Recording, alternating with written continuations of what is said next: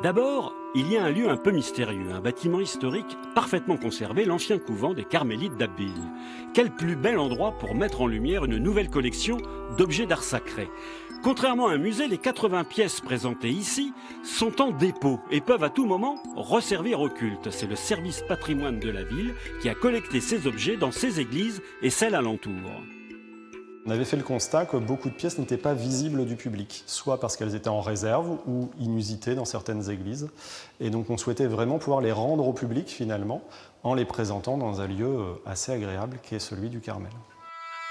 Les vitrines ont été conçues pour pouvoir appréhender les œuvres sous toutes leurs faces. Exemple avec ces reliquaires. On avait plutôt l'habitude de les voir de face, que ce soit dans les églises ou au musée quand ils étaient présentés là-bas. Mais là, cette fois-ci, on peut du coup observer finalement la genèse de l'œuvre, de voir comment elle n'est qu'ébarbée à l'arrière, pas peinte. Voilà. Ça permet de voir aussi ces petits détails qui font toute l'histoire de nos collections. Nouvelle acquisition de la ville, ce tableau du XVIIe siècle représentant l'Annonciation va faire l'objet d'une prochaine restauration.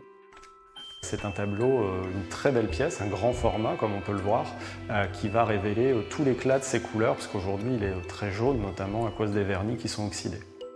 5 siècles, c'est le temps qui sépare le plus vieil objet présenté des plus récents. Incontestablement, voici le plus insolite, une verge de bedeau en fanon de baleine.